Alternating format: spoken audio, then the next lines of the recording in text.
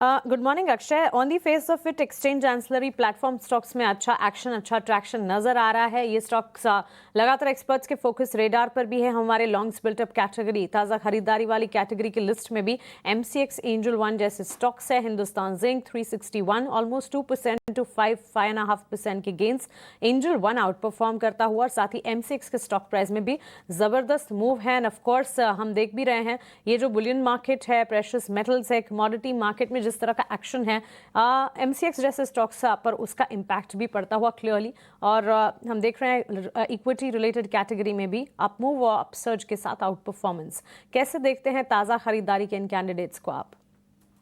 जी तो सबसे पहले एमसीएक्स की बात की जाए तो बिल्कुल एक स्ट्रॉन्ग लॉन्ग बिल्डअप वाला कैंडिडेट है, जिसमें अगर आप गए 4 से 5 ट्रेडिंग सत्र में देखें, अक्टूबर सीरीज के बिगनिंग से बहुत स्ट्रॉन्ग एफएनओ में बाइंग की हमने पोजीशनिंग देखी है। और टेक्निकली अगर आप आज का ओपनिंग देखें तो जो स्विंग हाइट था, जो 9100 का एक अहम रेजिस्टेंस जोन था, इस लेवल को ब्रेक करने के बाद आपको स्ट्रॉन्ग मोमेंटम पिकअप देखने को मिल रहा है। तो तेजी का क्लियर डायरेक्शन मिल पा रहा है। अगर थोड़ा कूल ऑफ भी हो तो कोई दिक्कत नहीं है। ओवरऑल जिस तरीके का टेक्निकल सेटअप है, 9800 से 10000 का पोजिशनल टारगेट बनता हुआ दिख रहा है एमसीएक्स में। तो बाय या होल्ड की रणनीति रहेगी एमसीएक्स।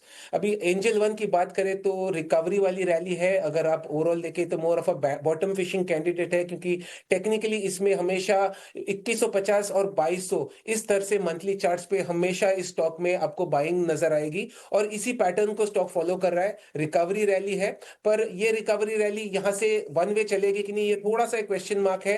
तो अभी भी होल्ड करने की सलाह है, पर जिनको फ्रेश बाय करना है थोड़ा सा आप वेट कर ले। बाय ऑन डिप्स 2345 के आसपास आप स्ट्रेटेजी बनाए, और इस ट्रेड में आपको 2275 का स्टॉप लॉस बनाना है। अगर और दो कैंडिडेट जो आपने मेंशन किए हैं उनको, जो मेरे हिसाब से 360 जो स्टॉक का आपने जिक्र किया है, उस 361 वैम, इसकी आप जिक्र करें तो एक ट्रिपल बॉटम ब्रेकआउट आज हमने टेक्निकल चार्ट्स पे देखा है। क्लियरली इसमें लॉन्ग एडिशंस फ्रेश देखने को मिल रहा है, क्योंकि एक टेक्निकल ब्रेकआउट इसमें 1100 के स्तर पे देखा है हमने। तो 1100 के नीचे स्टॉप लॉस बना के मोमेंटम में आप पार्टिसिपेट कर सकते हैं फॉर टारगेट्स ऑफ 1180।